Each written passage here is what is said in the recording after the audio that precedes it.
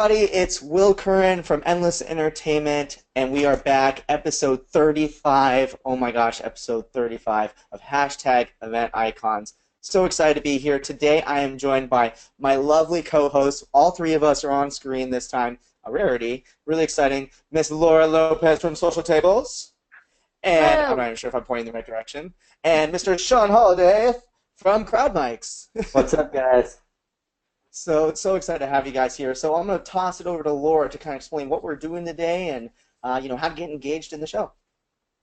All right, welcome everybody who has signed on. We're so excited to have you here. So the theme for today's show is event venues.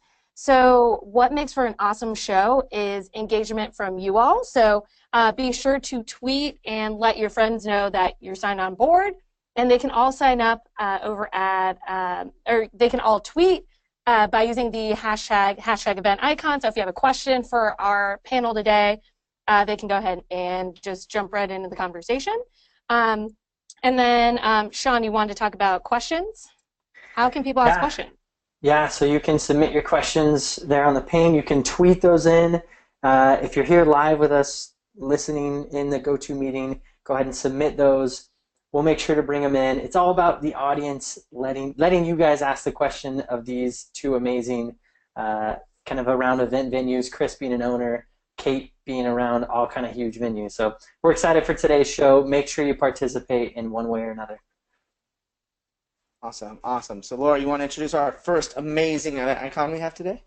Yes, so we have Chris Kelly, and if you don't know Chris, you really should know him. He's one of the co-founders of Convene, a beautiful, beautiful conference venue. They have a number of locations all over the country, and Chris is the man when it comes to entrepreneurship. He's opened quite a few conference centers. He also co-founded this awesome company called EvoJets. From what I understand, it's a private jet charter, so I want to say you can just rent jets if you are able to do that. So, anywho, one day.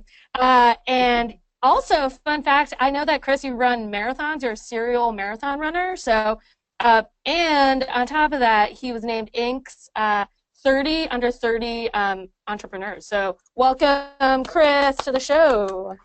Woo! Thank you. Awesome. Thank you for joining us, Chris. And our second guest is a close personal friend of mine, Kate Snap from Marriott. So everyone's heard of Marriott. I don't have to really talk about it. I'm sure you guys are going to have a ton of questions with what's going on with Marriott right now, so get those ready. But Kate is fantastic. She actually manages how many different properties now?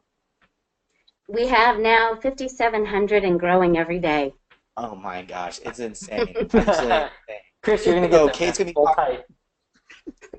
Yeah, exactly. Chris is gonna get there soon. But Kate's My really awesome. mind is exploded. 5,700 convenes would be crazy. So Kate's gonna give us a perspective from the hotel aspect. I know a lot of you guys book hotels for your events and utilize their conference center. So Kate's gonna be awesome for that. Fun fact about Kate: she is a big fan of something that Will is personally tired. So you get like a double fun fact on this one. Kate loves to skydive. Which, being in Tucson, there's a lot of skydiving. I'm absolutely terrified of it. So hopefully Kate's going to fly in and save the day for Marriott today. So thank you so much, Kate, for joining us. Thank you. I got a quick idea. Chris's jets, Kate skydiving, into venues. I mean, come on, anybody on that? Anybody with? All right. All right, so, I'm in. No? Not count me in.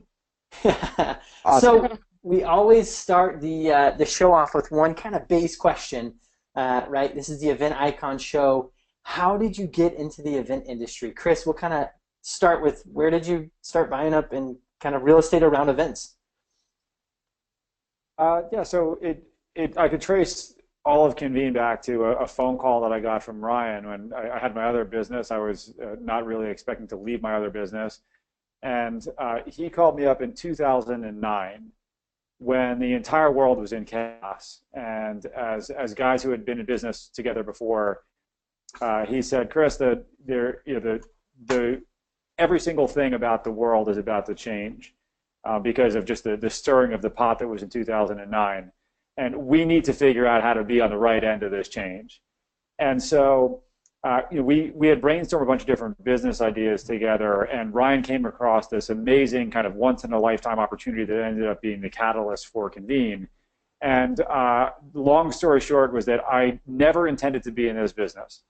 I flew out to New York to just help him to get things off the ground. And I never went back home to my other apartment, never went back to my other office for my business. We moved everything to New York, and the rest is history. But I think that the fundamental kind of perspective that brought me into the industry is that as an entrepreneur, I believe that where there is change, there is opportunity. And that if you look at all the different changes that are happening in the world, not in the small view of just venues or meetings and events, but the larger macro themes that are changing in the world, there's a lot of things that kind of point to massive paradigm shift in live events, in meetings, in real estate and hospitality. And we feel that we're at the intersection of a lot of those trends, and that there's amazing opportunity here. Thank you. Great insight. I have familiar, kind of not in this industry, stumbled into it, and it's been amazing ever since. Kate, what got you into the event industry? Well, my story is actually pretty quick and easy. I think with most hoteliers, you'll find, especially as lifers, is that you fall into it by accident and that you never get out. And, I started with events and concerts back about 32 years ago. And then just, I was one of those people that I'm like, hey, let's have a good time. What's going on? What's happening out there? And so that's where I kept going to destination after destination. And then really fell in love with the business and fell in love with, being able to deal with all kinds of different people, all kinds of different industries and, associations. There's so much. Every day is a different day in our world, and that's what's kept me going. And like I said, I think a lot of us fall into it but become lifers because of the opportunities that are there. Awesome. So was your first position with Marriott, or were you at another hotel and moved to Marriott? How'd that work?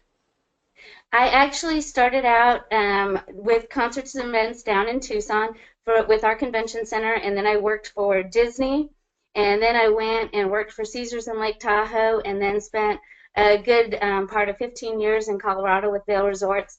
And then I said, I finally found the light and got over to Marriott, and I've been here the last 13 years. So and again, it keeps growing, so the opportunities keep growing. Awesome. Very cool. Laura, you want to kick it off? Yeah. So next question here. So there's a lot of competition when it comes to event venues. If I'm a planner and I'm trying to find a place to host my event. So my question to both of you, and Kate, we'll start with you first. How do you go about marketing your venue? It sounds like you've worked for quite a few. How do you differentiate yourselves from other venues down the street? And what has worked best for you in your venue? That's a great question, and I think everybody needs to ask themselves that very question when they're going into planning an event. And the first thing you need to really and truly do is find out what the objective of your event is, and whether it's something to promote or something to do a teamwork and team building thing or an incentive.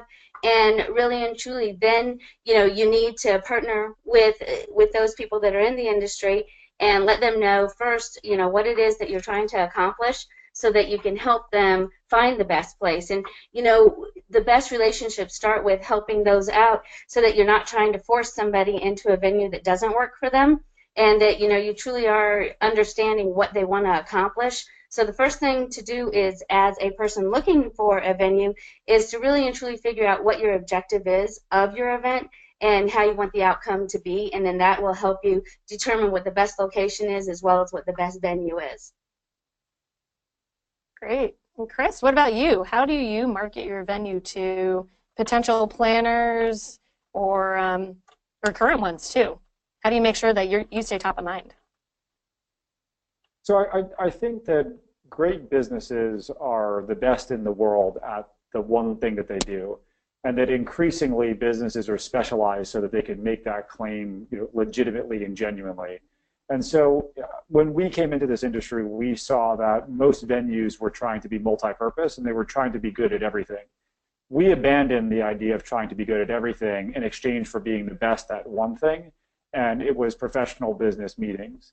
And so that's what we specialize in, and I believe that markets, that markets are, ultimately deliver the best product to the client for their specific need. And so we really focus on just being the best in the world at the business meetings.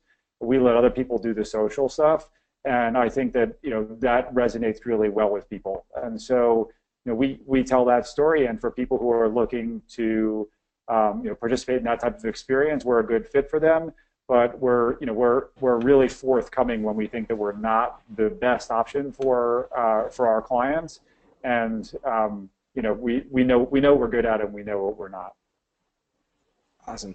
I love that you guys are like super transparent about this stuff, because it's like, yeah, there's some things that it just doesn't work out on, and like Kate said, it's all about helping on that. And my quick question to you guys is, well, on that same lines of marketing and getting in front of customers, how do you guys prevent yourselves from being like super commoditized, right? So venues these days, it's 4 walls, some outlets, some lights, and maybe hotel rooms involved, or in like Chris's case, you get some AV with it. But how do you really stand out to keep people from just saying, oh, this ballroom versus this ballroom, or this room versus this room? I guess we'll kick it off, Chris, since you are obviously trying to differentiate yourself by going so niche. What are your thoughts on not being commoditized? So my number one rule for a site tour is that you can't say anything that people can see with their own eyes. And so the entire dialogue around the way we talk about our spaces and our experience, it starts with "we believe," and then we talk about our belief system as a company, and then we substantiate that with "that's why the features and amenities are what you see here." But everything is fundamentally rooted in a belief system of what we think makes for a great experience. And then the product is just the result of that. But the product is more of just the outcome of our thinking as opposed to being the starting point.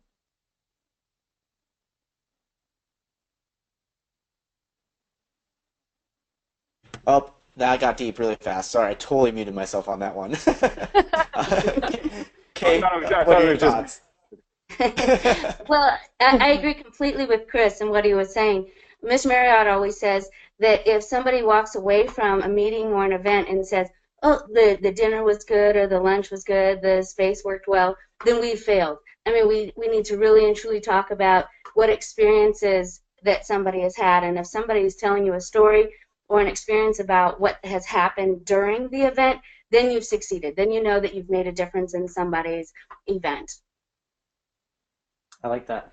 That's good insight. So kind of segueing into the next question, what should planners be looking for, in a venue, or what are some things to keep in mind? I know you're not planners yourself, so the perspective is more, what do you see them coming to you, kind of looking for, asking common questions? Kate, what are some insights there? I actually did think about that a little bit. And, the biggest thing that I can say, especially from doing site tours, is, a lot of people come in with a predispositioned opinion of what they want to do. And say, for example, a Hawaiian-themed event in Tucson, Arizona. Probably not going to be the best and most successful event. Maybe we need to look at doing things that are more naturally themed, and and help each other out with, okay, what's going to be most successful, and really taking it into account, doing natural themed events.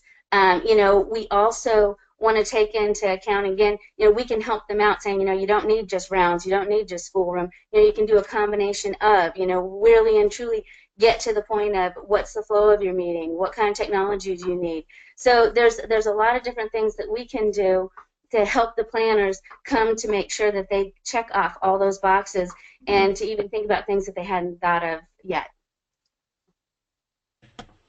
Nice. Awesome. Cool. So you both have alluded to something that is very interesting when it comes to venues, is the site visit. So what if you have a client and say they're not able to visit the site, but maybe on a recommendation they decide to host their event with you, sight unseen? How do you manage client expectations if they can't see the venue before the event even happens? And Chris, we'll get started with you. Let them see the venue before it even happens. So, for us, it's just about being really transparent about what the space is like and what the features are. So we've done Google virtual tours through every single one of the Convene locations. So if you go to convene.com and you're curious to see what any venue looks like, you can fly through on Google Street View and you can see everything, which means that, it's not just the pictures of the part of the room that looks great and not, that's omitting like the enormous column in the middle of the room or the stain on the carpet. You can go and you can see everything for yourself. And so, we really drive the concept of transparency with our clients, and we want them to come and see everything. So you can do a virtual walkthrough and really understand what you're getting. The other thing is that with Convene, we have standard amenities inside of different meeting rooms. So we have 3 different room types called studios, hubs, and forums. And the technology and resources in each of those studios, hubs, and forums are standardized across the portfolio. And so anybody who's done business with us before has the confidence of going into a location and knowing exactly what to find. And that it's never, sometimes it'll be a little bit different from one location to the next, but it will always be better than what the baseline is, but the baseline is standard. Great. Kate, what about you? I'm sure you've run into this situation before.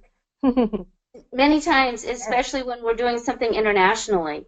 And so what we'll do is I just had a big program in Dubai, and what we had the director of sales do over there is take pictures and take some video of a program that they were doing that was like the one that was coming in, and we had them then send it, electronically to my client in Phoenix, and it worked out really well so they could actually see what something like that would look like and how it would work for them.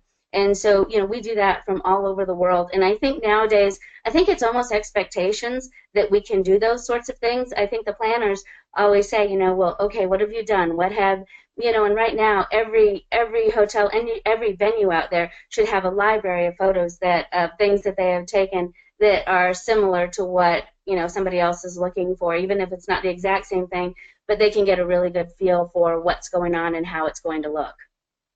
Awesome. And then we named a couple of tools here. So, Chris, you all use Google Street View or virtual tours. Kate, you have a very reliable, up-to-date photo library, video library.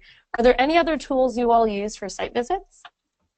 Okay, all right, yeah. Social tables. Yeah. No, it's not.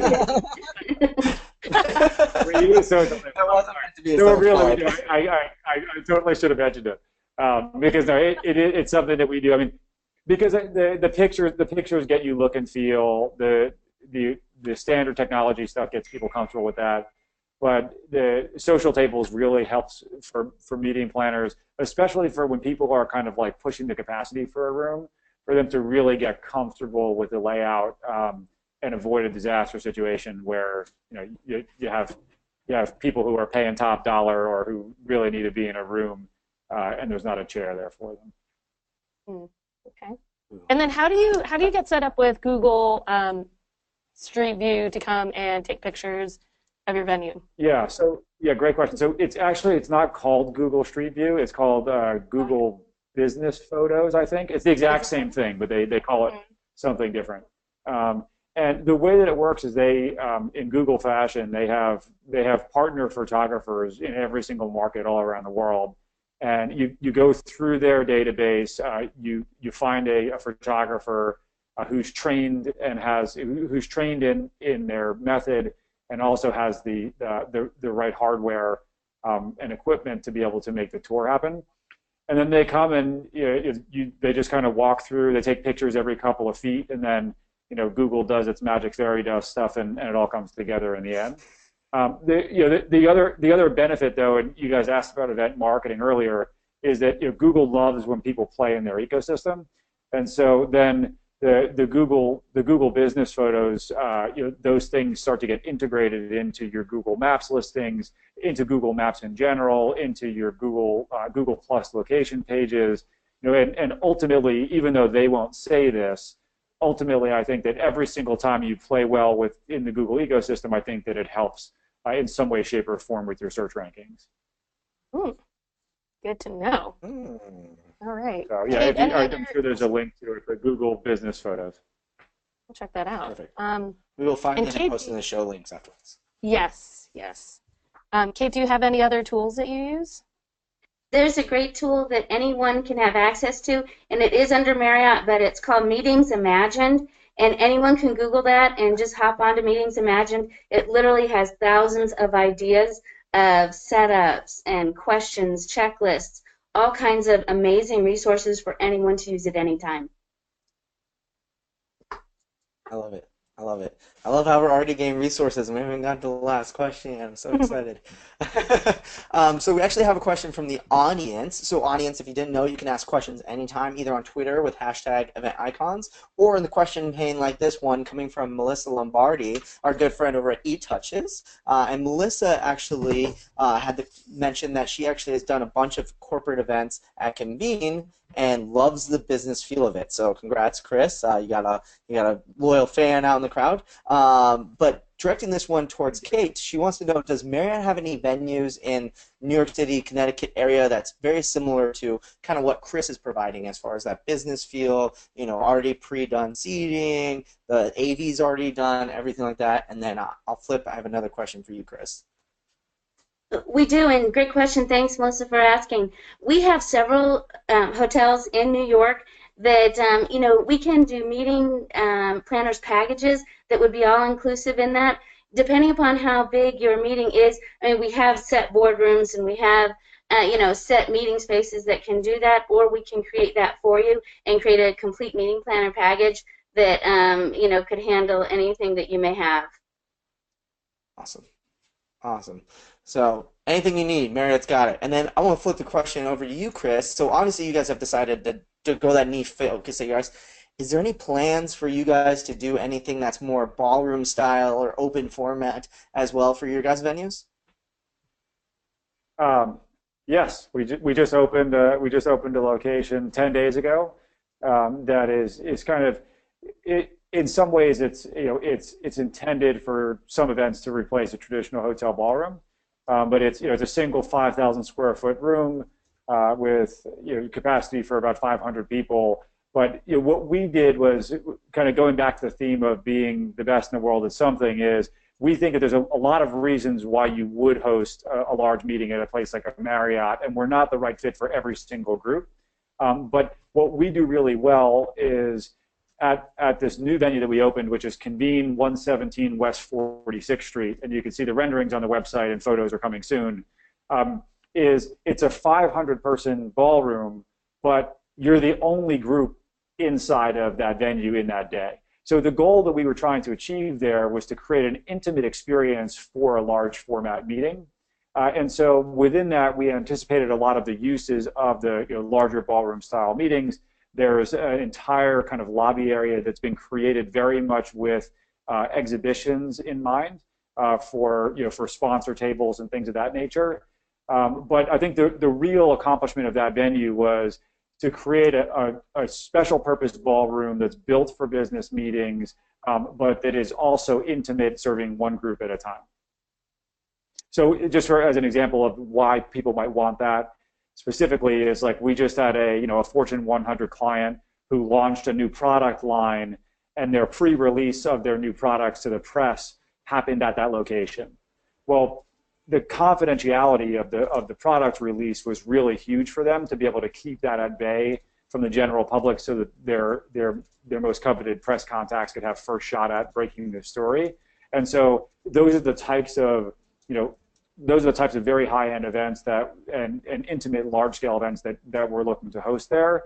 But if you wanted to host a wedding, I'm going to tell you, there's probably more romantic places in the world than our new venue. Love it. I love it. All right.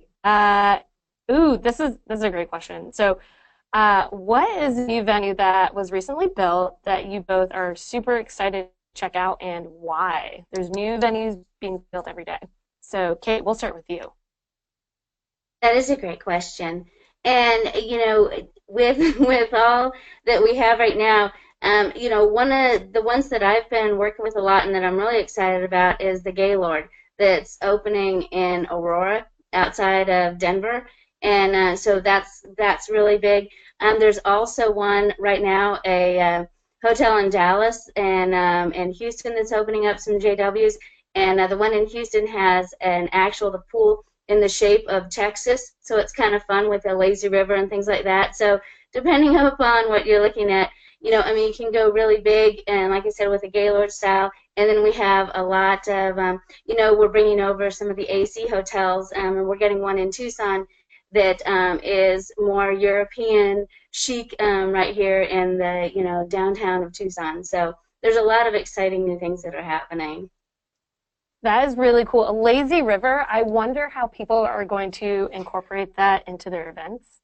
They'll probably have to sign some kind of waiver, I'm sure. Right. Meeting on the We lake. should totally, we should have a competition. Like, what's the coolest thing you can do in a pool shaped like Texas? Like they're like best in the world for like barbecue contests, hot sauce contests.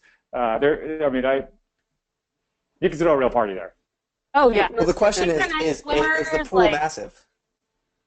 It is. It's actually not on ground level either. And so, you know, it is very cool. And I will definitely get some pictures out to everybody so that you can see what's happening down there. Awesome. That is very cool. Chris, what about you? What's a venue that you're excited to visit or check out?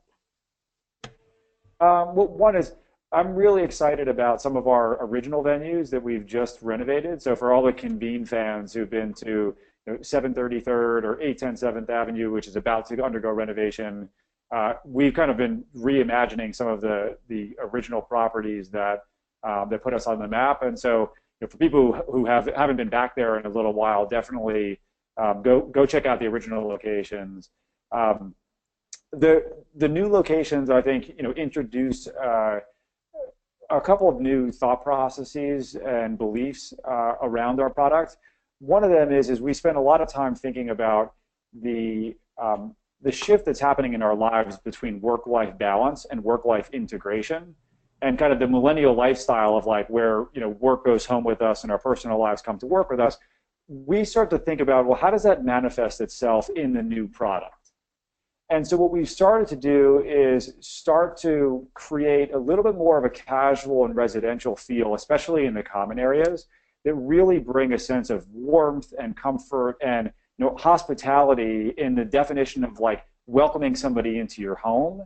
Now, all of a sudden, some of the newer venues really start to have these residential feels that actually emotionally trigger the feeling that you get when you walk into a comfortable place, like the house that you grew up in or something like that. It gives you this warm and fuzzy. And so, I think that you'll see those design principles exhibited in the new locations, 237 Park Avenue in New York, 117 West 46th Street in New York.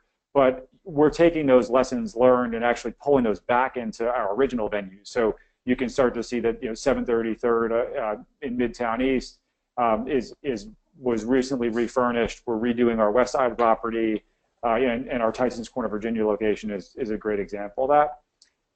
And then I guess we acquired the hub venues in Philadelphia this year. And so those are all rolling into being Convenes, and we're investing in the properties there too. So that's a different type of. We're excited about that on a different level, and especially in just bringing Convene to New York. But sorry if you asked me for one location, I listed all of them. But you basically asked me who my favorite child is, and But when I'm with each one of them, they're my favorite child, but I think every single property that we have has something that I'm excited about right now. I love the idea you're saying about making it feel like home, because as someone who literally travels so much as I do, and literally is last month I spent 6 days at home, I will totally take a place that feels like home. So I super appreciate that big time. I'm gonna flip that question. Sorry.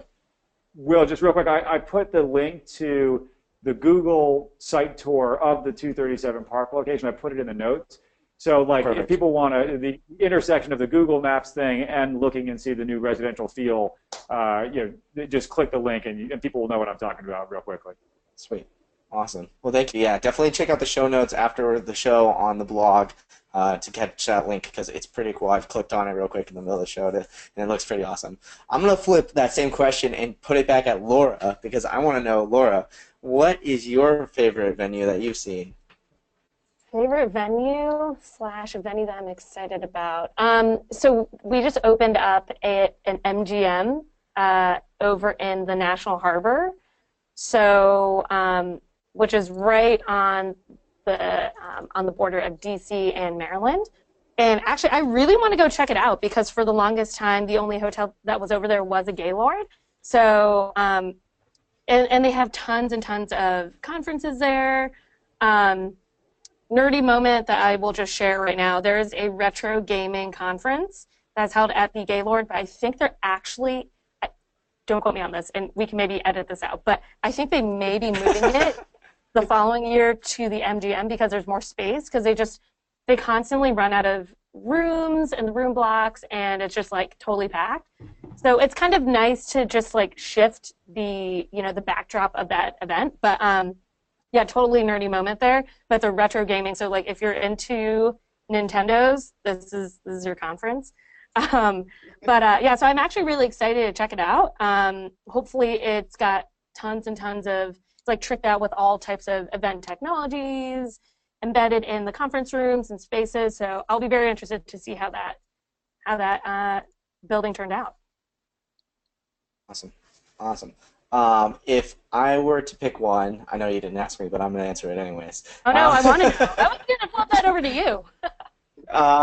So I'm actually not really, that's not necessarily a new venue, but I wanted to give a shout out. I know, Kate, don't be mad at me for not mentioning a Marriott property, but we stayed at the Lowe's Miami Beach, and Miami is just not one of my favorite markets to work in because it's humid. It's hot, and I'm coming from Phoenix. It's humid and hot, so it's really hard for me to do. But as an AV guy, I come in a lot of times, and I'm kind of like the enemy. It feels like when I go to these venues, but they made me feel really at home. The venue was super welcoming. The in-house AV company was awesome. The contact of the venue was awesome. The service was amazing. So, Lowe's Miami Beach. Huge shout out to you guys for being awesome and providing great service. So. Always appreciate that. And I know a lot of Marriott properties are that way too. So, all right, awesome. So I have a question for you guys. So everyone wants to know. No one wants to hear just about all the cool things, but some people want to know, what challenges do you see venues coming to now in the coming years? What sort of challenges are you guys facing as venues today? Let's start it off with Kate. I was going to say I can jump in. I think the biggest thing that's going to be upcoming is technology and where we're at with what we can do and the amount of technology that somebody needs. I think we're even seeing that now, and Will, you and I have had these conversations where, we try and educate the planners and educate those that are planning the events that, really and truly what kind of technology are you going to be using and, in order to make sure that there aren't any glitches and the average person is bringing in, 3 to 5 devices, and that's not even including if you want to stream something or have a webcast or do, if everybody needs to be logged into the system. And I think so that's the biggest thing, and I think it's going to continue to be for a while, is just the education of technology and what those people need to be expecting when they're coming into a venue, and to make sure that they're asking the right questions in case the venue's not asking them for their specifics, just so that they don't have any glitches when they do get on site. Awesome. I love it. And me as a technology person, I appreciate that too. So, Chris, what about you? What sort of challenges do you run into on day to day for Convene? Oh, I can't hear Chris. Can you hear Chris? No. Chris, I think you might be muted. So, let's see. Woo! Technology for you guys. All right, this is why we do a live show. So while Chris is figuring that out, I'm going to follow up with a second question, kind of follow up with your talking about technology and everything like that, Kate, is that a lot of venues now have these required, in-house requirements for catering or AV, or maybe they have a preferred list that they require you to use. I mean, venues all over the place are utilizing this, whether it's to maximize revenue or it's just to make the convenience easier for the planner. What are your thoughts on these required vendors that they have to use? Are you a fan of them? Do you think they're good, bad? Do you think they work in good scenarios, bad scenarios? Just give us all your thoughts. I think the overall thinking on it is that they have preferred vendors because then those vendors know the properties. And so when they're doing different programs, they know they can come in and they can get it done really quick and easily. Whereas if they have somebody new coming in to help them out, it's more of, okay, well, you don't know each other so well, and sometimes the communication can get difficult. And just, it's just like if you have a program, 2 years in a row, the second year is going to go much smoother. Well, that's why, they have preferred vendors. Now, I'm not saying, though, that that you have to, and I think all of our hotels are open to having other people come in. I think it's just that there are a lot of planners out there, and again, not everybody that does meetings is an actual planner. And so for those people who, are executive assistants or, people that are in an office that don't do this for their living, it's easy for them to ask for, hey, who's your preferred vendors? And so it's just, it works out quicker and easier for them. But, I think that, again, all of our hotels are definitely open to outside vendors coming in. It's just a matter of, ease of comfort and working with them that they have the preferred vendors list. Fantastic. All right, Chris, you got 2 questions lined up for you. All right, I think I'm back. So remind me. I got the challenges one I'll answer. I think that more than there being an operational challenge, I think that the challenge that the challenge that meeting planners, but also their customers, are putting on venues right now is how do we transcend the basic utility of meetings, that X number of people and X number of seats and lunches at this time and cocktails at that time. How do we transcend that basic approach to the meetings and really deliver on an experience? And how do we make it something that's memorable and meaningful, and it ties back to the strategic purpose of why people are getting together to begin with? And I think that the answer to that is that there's a requirement for a much closer working relationship between venues and the myriad service providers that are in the industry to support them in doing that. And I believe that at Convene, we try to think of ourselves as being a permeable organization that really is like open sourced, where people in the community could come and bring assets in, whether it be music or specialty food or some type of feature that wouldn't otherwise be stock. And I think that kind of transcending the utility to achieve experience is really what the big challenge is right now. And I measure an experience by the concept of, if people are Instagramming it, then it's an experience. And if they're not, then you're missing the mark. Huh. I like that. If they're not Instagramming it, they're losing out on the experience, for sure. I like that a lot. It kind of shows you, like, hey, if it's so good, they have to capture it in the moment. I love that, for sure. What are your thoughts on the... Wait, sorry, say again? No, to me, it's a binary measure of, like, if you move the needle and they want to share it with their friends and be like, hey, look at how cool this is, then you got it. And if not, then you fell short and you should have tried harder. Absolutely. What are your thoughts? I know that, so for example, Convene, you guys have it set up where a event planner can walk in and they have all their AV taken care of. They have the screens and you have the mics and everything like that already taken care of. What are your thoughts as far as on those preferred requirements? Like, obviously, in your guys' case, it's provided as part of the rental, so like that, there's nothing really bad. I guess that's just a bonus. But for people who maybe are required to use a certain, caterer or a florist, what are your thoughts on that? Do you think that creates good relationships, and or do you think that it's something that is of old business now? What are your thoughts? Yeah, so like I said, we're kind of a permeable organization, and we play well with others. What we ask our clients is that if there's infrastructure and talent that we've already invested in, then we would like for you to work with it because we pride ourselves on the quality of the services that we deliver. And if we've invested in having something, you're essentially already paying for it. And if it's falling below your expectations, then let us know what that is. But I think that that's not usually the case. We encourage working with outside providers to do the things that we don't do well. So going back to my philosophy of, a great business is a business who can say they're the best in the world at something. Convene is not the best florist. Convene falls short on if you're looking for live entertainment, if you're looking for comedians, if you're looking for a meeting facilitator, if you're looking for some type of specialty thing, you need a Lucite podium. But we don't have all those things covered. We don't pretend to. We don't want to. And so we play well with others in areas where we need the help. Awesome. I love it. I love it.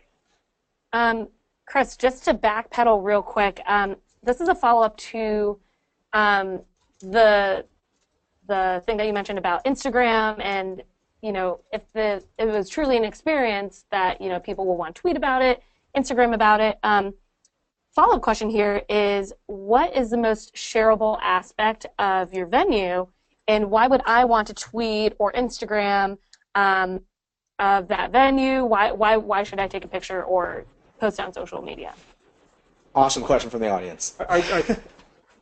Yeah, phenomenal question. No, for me, there's the static attributes of the venue of just what it looks like, and I think that when somebody walks into our Convene locations, that they could look at it and say, I've never seen a conference center that looked like this before. And just even that alone is something that we see a lot of traffic on.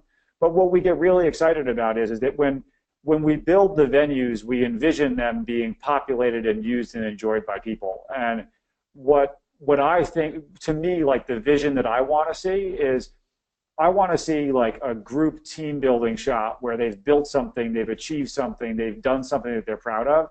And you got a bunch of people with arms around each other and just having a phenomenal time. And to me, that's the pinnacle that we're trying to achieve. We're trying to achieve a sense of belonging, a sense of community, a sense of excitement, a sense of togetherness, a sense of enjoyment, a sense of we've accomplished something that I might be in the room with the same people that I work with every single day, but today was different. Today was better. Today we did our best work. I think that that's the outcome that we're trying to achieve. And so if you said, what's the picture that I want to see? I want to see a team standing in front of a bunch of whiteboards, really proud of whatever they've accomplished that day, but it's their accomplishment that we're most proud of, not just the things that we have. And Kate, what about you? What is the most shareable aspect of your venue? I think Chris hit it. I mean, it's, you want it to be people-centric. And then other than that, I mean, it's also great to have those wows. I mean, a lot of people, take pictures of their food or take pictures of, unique and different things within a building. And so, there's some display things that are pretty incredible that we do that hang from the roof, or there's, a unique way of, doing a new beverage or a drink, or, there's a lot of different things like that. But I think really and truly it is people-centric first. And then, some of those other unique things and each hotel, each property, each venue has something unique about it. And so if you kind of center something around that, that will showcase it very well as well. Very cool. Fantastic. I think that, as the kids say, if it's not on Instagram, it didn't happen. Pixar didn't happen. Same goes with events. All right. Awesome. Cool. Well, we started talking a little bit about event tech a little bit earlier. And it's probably one of our hottest topics that we ever have on this show, is talking about all the cool apps that are coming out, all these different, cool AV technologies that are coming out. Can you talk a little bit about, I know I've kind of like danced over this a little bit, especially with Chris, talking about, okay, you guys have screens and this, but can you talk a little bit about the event tech that you guys are incorporating into your venues, and, what sort of ways what sort of problems are you guys solving with event tech? So Chris, you guys are full of event tech at your guys' site. Can you talk a little bit about all the stuff you're incorporating into your guys' sites? Yeah, so the most exciting thing about our event technology platform is not particularly sexy. but it's just having unbelievably fast internet, having it completely accessible, having fully redundant internet connections, having the Wi-Fi routers that actually distribute the full extent of the bandwidth that you have, and then having tons of internet-connected screens so that people can put on the content as they envision or dream it. That really simple element of our venues is something that is not only very hard to find, but it's not something that you can roll in a black fuzzy cart. If the venue doesn't have the fundamental infrastructure that you need to do high performance meetings, then you just don't have it. And when it fails, if the internet goes out and it's your big day, or if you have 300 people in a training program and they all hit download of the document at the exact same time, then things go wrong quickly. So the feature that I'm most proud of at Convene is just unbelievable internet connectivity, unbelievable accessibility, internet connected screens all over the place, and not charging people a single dollar for it. I love it. I love it. And I will give a testimonial on your guys' internet. We hosted the Control-Alt-Delete, one of the pop-up events at the New York City location, and you guys hosted us graciously. Graciously? That's the word I'm looking for. And it was, you guys had everyone had super stable internet the entire time, and we were doing this massive GoToWebinar and tweeting and Slack, and we really appreciate it. So yeah, good internet is always appreciated. Yeah, I appreciate that. We have bells and whistles like audience response systems and other things, but video conferencing cameras built into every room. But fundamentally, I drive that point home because meeting planners walk through and they think because they can't see it, it doesn't matter. And like what you really want to talk about is like some Michael Jackson hologram or something. But what you really need is just internet that works. Touche. That's good thoughts. And I don't know about you all, but when I go to an event and it says, "Oh, there's free Wi-Fi," and you log on, it's never that great. So when the thing about, because I actually just attended an event at Convene. It was Bizzabo. If you all don't know them, they're fantastic. But they hosted an event planner brunch, and it was one of those things where you can go into the meeting or the event and know that when you're going to Convene, that the Wi-Fi will actually work, and that your AV will actually work, which is really nice. Thanks. Yeah. That is nice. Something so simple, it's just amazing. Wi-Fi, yeah. Awesome. Kate, what about you? What sort of event technologies are you guys implementing to take events to the next level, and what sort of problems are you solving? I think the biggest thing that we're doing right now is we have an app that the meeting planner has. And it's basically, if people are familiar with Marriott, it's called the Red Coats, are the ones that are walking around the floor and making sure you have everything you need. There's an actual app that it's live talking with all your Red Coats, so you can be sitting in your meeting room and you can hit that app and you can tell them, the room's too cold, the room's too hot, is my break ready? I need to change the setup in the next breakout that's coming up in 10 minutes. And so it's really and truly, it's instant communication, no matter where either one of you are, and so that we can address those things immediately. And the other thing that we do is we make sure that we are checking out all of the Instagrams, the tweets, all of that, to make sure that we're actually monitoring to see if anyone is having any difficulties within a meeting, because not only will they, Instagram and tweet out the positive things, but sometimes, if there is a glitch within a meeting, they'll also tweet those out and Instagram those. And so that way we're really monitoring those so we can hop right on it, which really gives us the opportunity to turn something around immediately, which has never been the case in the past. I think, sometimes it keeps hidden and then, you hear about it at the end. And so we're really cautious about, making sure we're tapped into everything that's going on within the meeting and within the meeting so that, we're addressing things immediately. That's great. I think a lot of restaurants could learn something from you all, because I think that I'm pretty sure that there is an Instagram account somewhere where it's just like Hall of Shame, and it's what you see on the menu or what you think it's going to be and like what it actually looks like when the food actually comes out, and there's just like a Hall of Shame. And I know that restaurants always jump on that. They're like, oh no, that must have been an off day. So that's really cool that you all react immediately when there is an issue before it grows into, you know, like a social media storm. So that's actually very, very cool. I'm glad that technology exists. So Yeah, it's very helpful. very, very helpful. Which brings me, now that we're on the subject of technology, my next question, which I'm super excited to ask, is what does the venue of the future look like in the way of technology, robots? What is it going to look like tomorrow? And Chris, we'll get started with you. What do you think that the venue of the future will look like? You know, I think that the screens get bigger and more connected and more enabled. Will's like jumping up and down. But yeah. But I think that we're going to start to see a much higher level of just digital screens being used to reshape the aesthetic of the spaces every single time.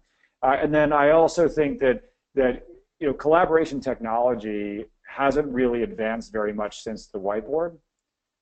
I think that the Microsoft Surface Hub is going to change that, and we've been privileged to be one of their kind of test pilot partners on this new product. But I think that digital collaboration has not really had its iPhone moment yet. And I think that we might be on the cusp of that change, and I think that the Microsoft Surface Hub might be the product to do it. But I think of, I imagine that the venue of the future might have different people working from different venues that are connected live in real time, that are doing real collaboration. So not just like a broadcasted lecture or panel discussion, but real live whiteboarding from multiple locations that feels natural. To me, that would be the kind of challenge that I would put. So instead of having to fly people in from all over the world, is it possible that we could have multi-location real-time collaboration that feels natural? Very cool. And Kate, what about you?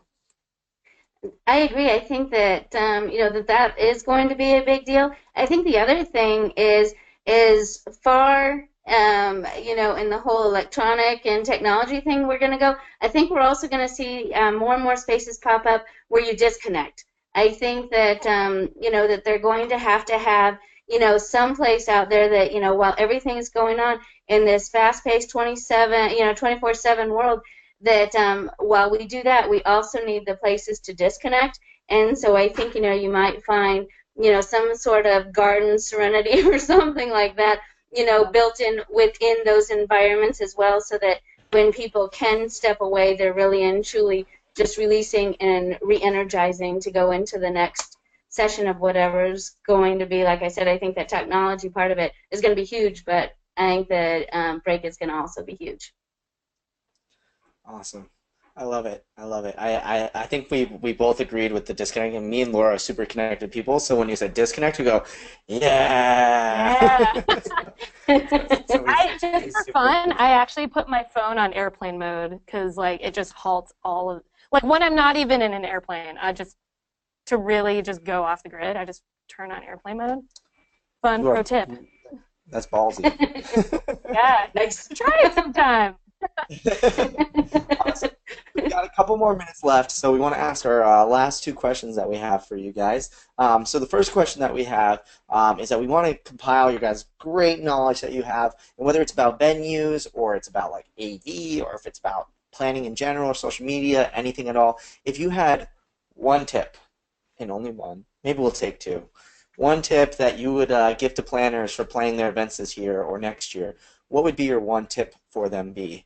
Chris, you want to kick it off?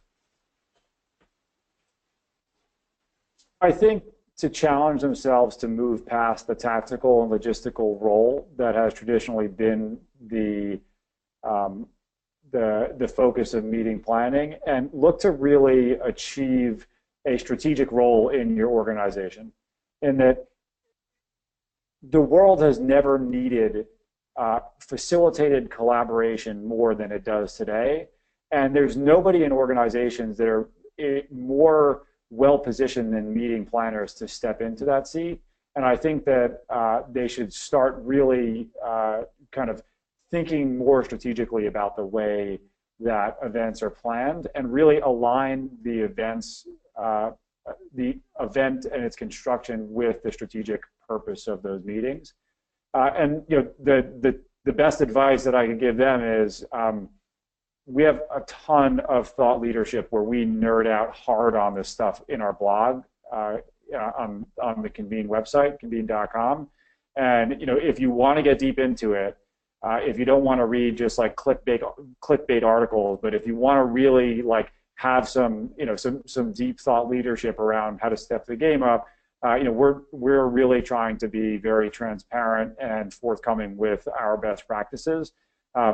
So for people who look at Convene and say, these guys are doing something right, we kind of spill our guts every single week on our blog, and so we invite people to check that out, and and I think we could all work together to raise the bar in the industry. Awesome.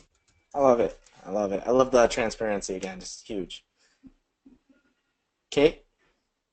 I think the biggest thing is, the tip is to really and truly come into something open-minded and being flexible, and not going into something with just a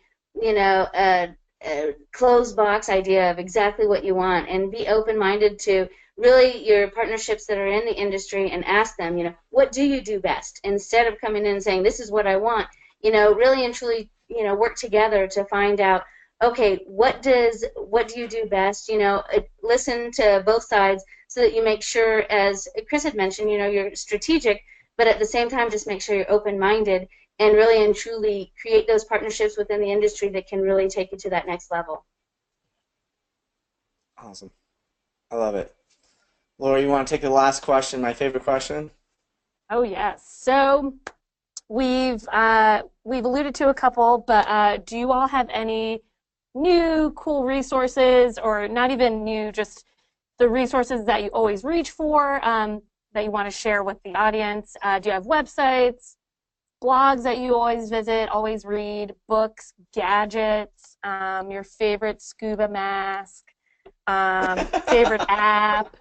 And actually, I say scuba mask because there was a guy that we interviewed, and he actually had his favorite scuba mask, which I had no idea that there were that many technological advances with scuba masks. But if you have one, let us know.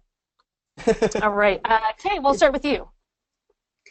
First of all, if anybody needs anything travel related, the biggest thing is just reach out to me. No, just kidding.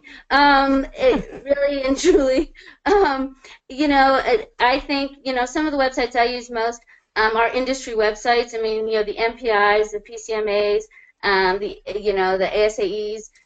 Those have some great tips and techniques on there. There's so many training resources on there.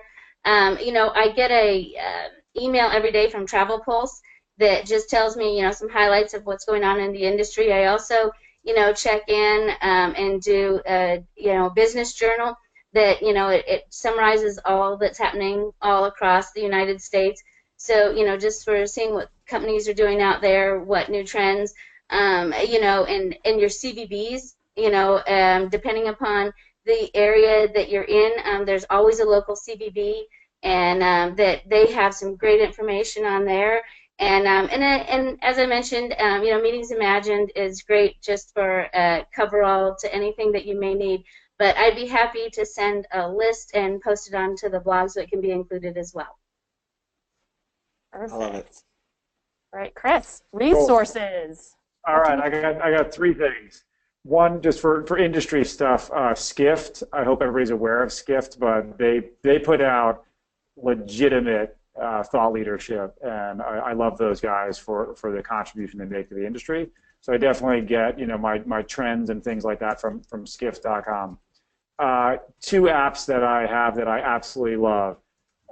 One is a training app called Pear, like the fruit, P-E-A-R, and it provides real-time heart rate monitor-based interval training. So it's the equivalent of having like a coach in your ear at all times, helping you to maintain your intervals. And some of the world's best athletes have training programs on there.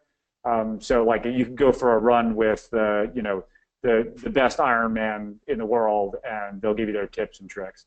And the last one is this app I just downloaded. It's called Hiya, Hiya, and it sits on your phone, and like what Waze does for traffic, it does to spam calls.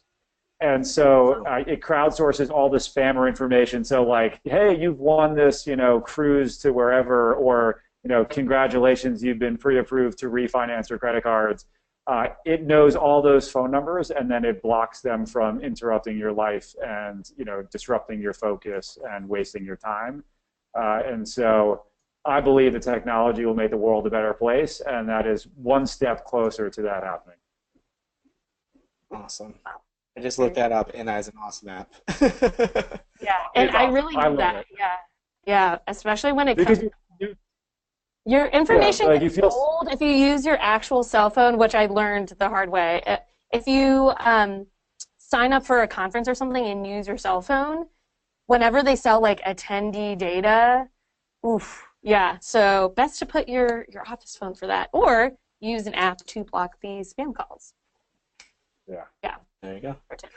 Awesome. One cool resource that I have for everyone that I recently picked up is a thing called Roost Stand. ROOST stand, and basically what it is it's a thing that folds up. It's like literally, it's like the size of, like, I don't even know how to describe it, like maybe like this big maybe.